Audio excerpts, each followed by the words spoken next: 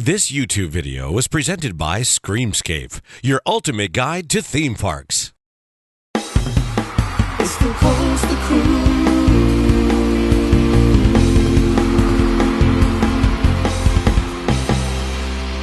Oh my God, that was so much fun! I owe much of that to the team that was here when I got here. So thank you, guys and ladies.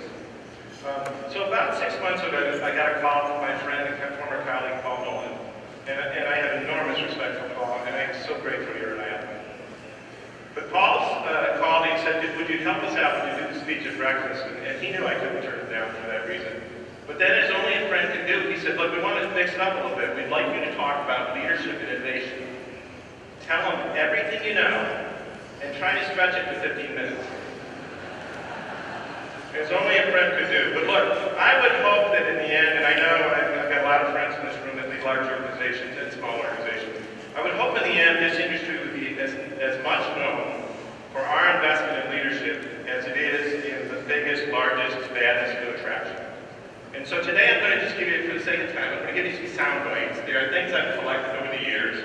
I always tell people that, yes, I'm plagiarizing. I stole these from somebody somewhere, right? So I consider myself more scribe than author. And they're sound bites. So much like Paul Harvey, if you want to hear the rest of the story, you're going to have to buy me a beer or coffee. But let's start with something that I feel fundamentally. So we talk about definitions of leadership. There are thousands of them. I've kind of become attached to this one. Leadership is someone who gets you up in the morning to do more for them than you would for somebody else. Okay? And more here is shorthand for better. But if you think about the leaders in your world that you've had, that are exactly the type of people who got you up in the morning to do more for them than you would for someone else. And it isn't just about having a great culture. It's a strategic advantage, right? You get more done with the same amount of resources. You get better results with the same amount of resources if you have better leadership. Now, if you really want to make this come to life, what I always tell people, flash back to that one guy you worked for that you wouldn't put in this category. That hurts a little bit, doesn't it? But this is I think if you keep this in mind, and the other thing I say is, okay, if you accept this as a definition of leadership, at least for this breakfast, then think about the importance of leadership. Next to their family and their health, you as their leader have the biggest impact on the quality of their life. I didn't say how good their careers were going to be, how much money they were going to make, right? When you go home at night and you had a good day, your boss came into the room, you did a great job, that was outstanding. You go home at night, a little better night than counts, right? Let's say you disappointed your boss that day, or your boss disappointed you. I really don't think you can overstate this. It's our job, and the only thing I lose sleep about it, candidly, is the number of people who rely on us to feed their families and have a quality life. So I'll just leave those as sound bites that you can think about. So leadership has gotten harder. In particular, I'm 65 years old, I'm starting to realize that perhaps I'm not as plugged in as I wish I was. But we all grew up with the golden rule. And the golden rule exists in almost every country in the world and almost every language. Do unto others as you would have them do unto you. But the world has changed, and it's changed specifically to leadership. And how many of you have heard of the platform? My table better raise a damn hand. And I went Disney when I can say damn. Raise your damn hands.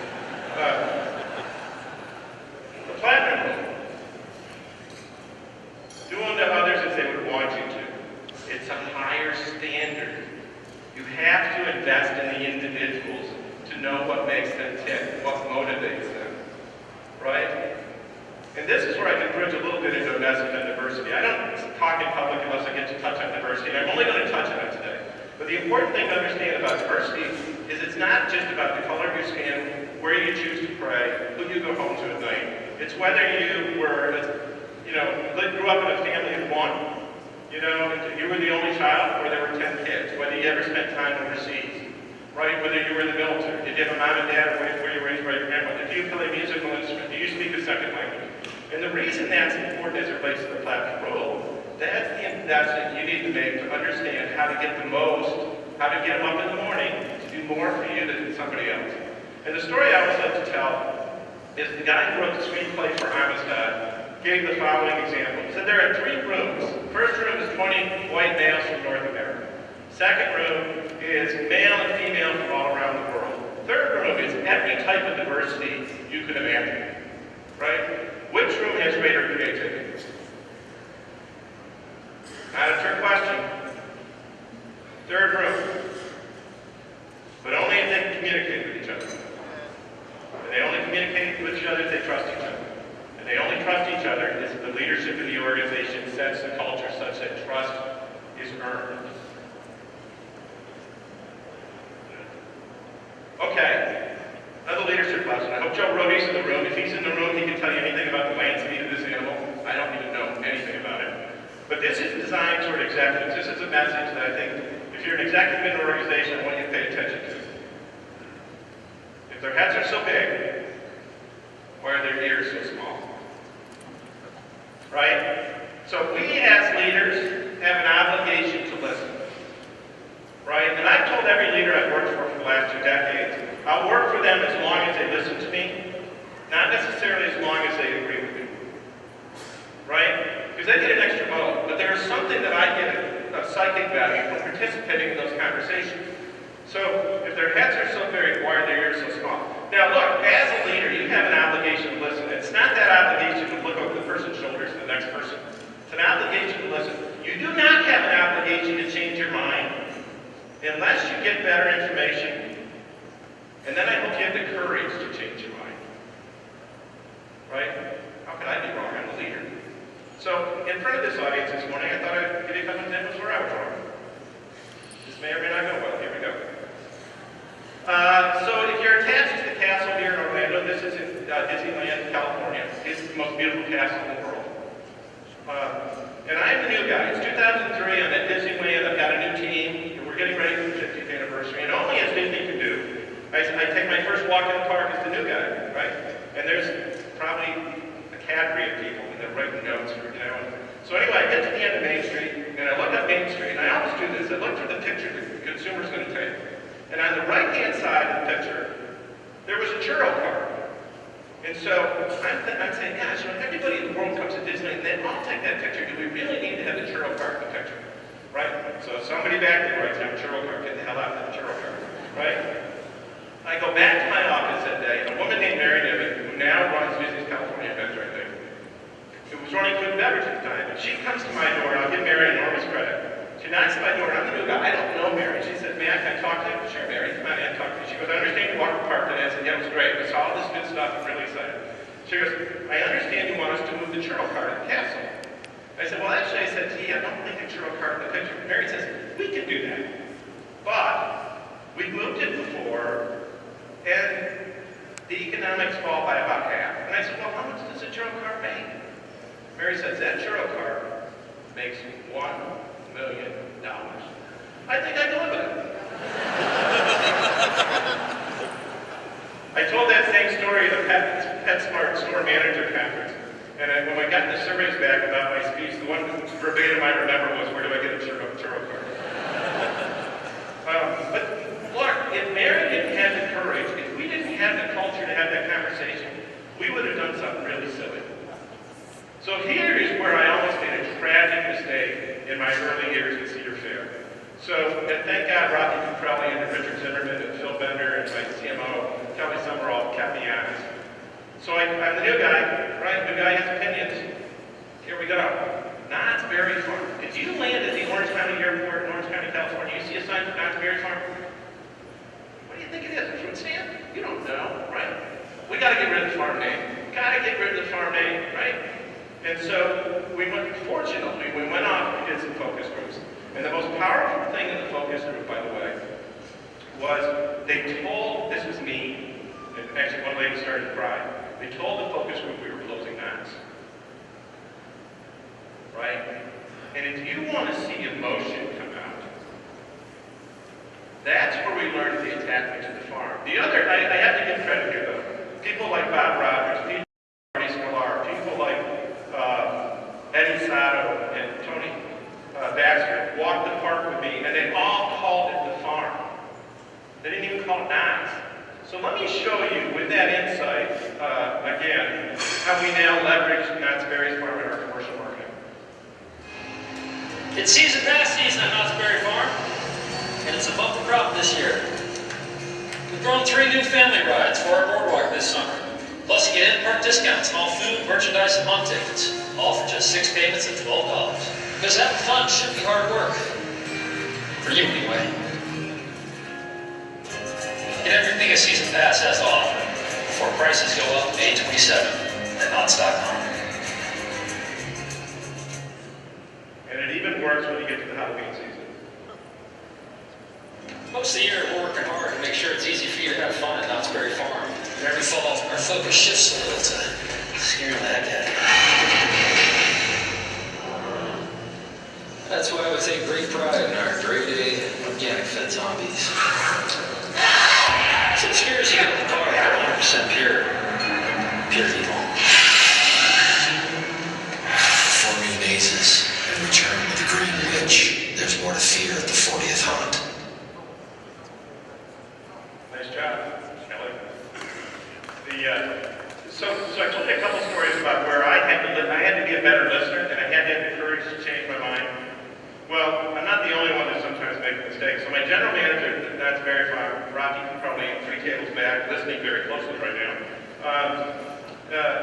There's a new guy at Knott's, and he's walking the park, and in Canada, Toronto's Wonderland, he ran Toronto's Wonderland. It is a fantastic park.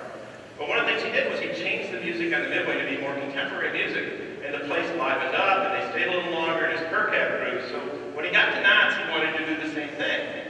So you could be walking through Ghost Town listening to Justin Bieber, right? Well, Rumpy got a fair amount of feedback from the loyalists, and a little bit of encouragement from me that I tried to be patient on. And eventually Rocky says, I get it, we messed up. Go find me music for Ghost Town, traditional music for Ghost Town. So his team went and got banjo music. So as you walk through Ghost Town, you hear banjo music. But the next time you're walking through Ghost Town, listen to the banjo music closely.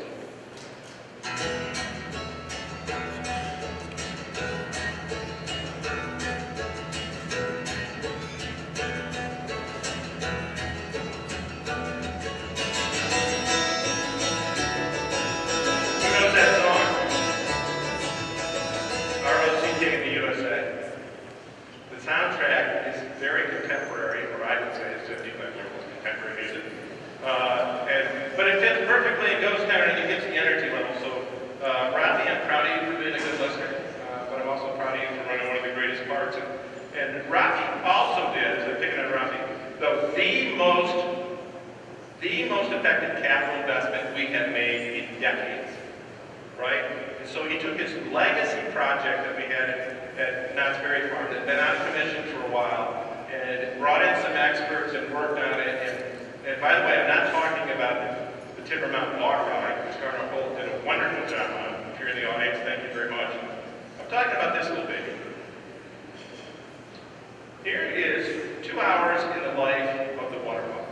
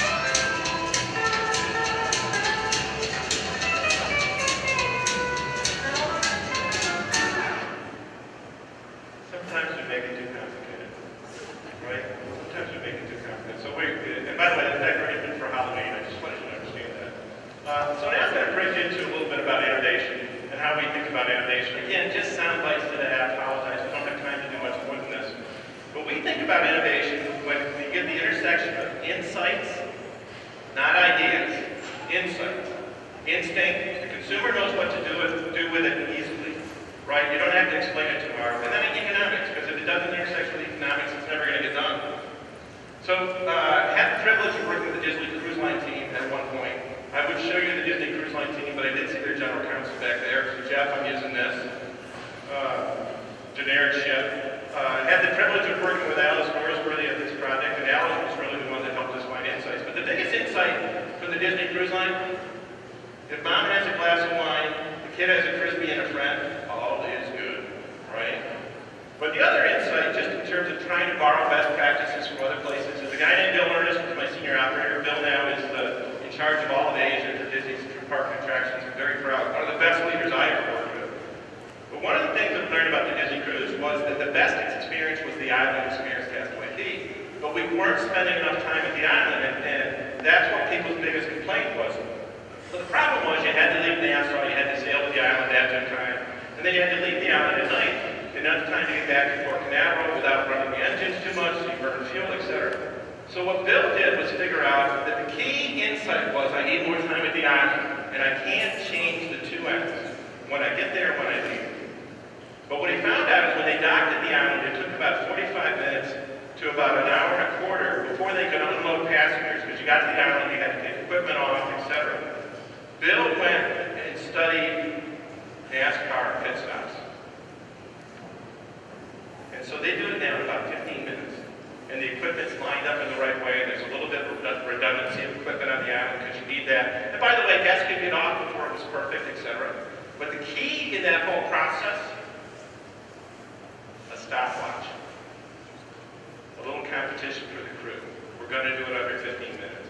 And at first it was, 40 minutes, and then it was 30 minutes, and then it was 15 minutes.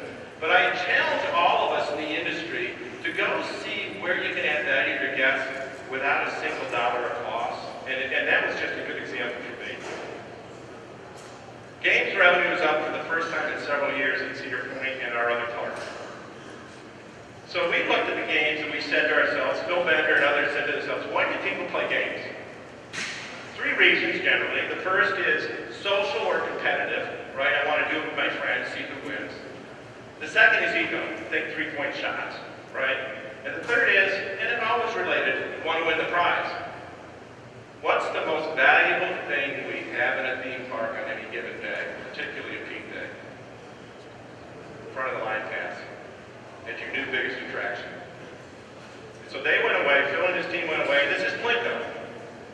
And so for $5 you get 2 plays and you can win 2 front of the line passes, and the other slots are 50% off merchandise, etc. What we did really right, and I say we, but it's Phil's credit, we built it to scale. This is an entertainment venue. People root for this. They're standing in line and they're encouraging people to win. The other thing they did, they put it on wheels. Why did they put it on wheels? Because in the morning it's outside the gate, you win early entry. We reeled it over to gatekeeper at the end of the line, gatekeeper, and at Halloween we put it next to a lawn. And it are amazed. And if you think about it, how simple is this?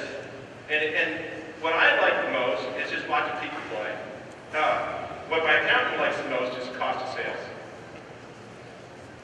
Just one small example. Okay, moving quickly through. Important to honor legacy, but don't revere. When you're doing innovation in this business, you've got to be careful because some of the legacy is valuable and some of the legacy isn't. And so this is Cedar Point, that space spiral on the right. Been there for decades. My favorite letter, we knocked it down, I'm going to show you that in a second. But my favorite letter about this was, how could you knock it down? I haven't written it in 15 years. Right? How many of you got that letter? Right? So when you do this, you want to be a little subtle.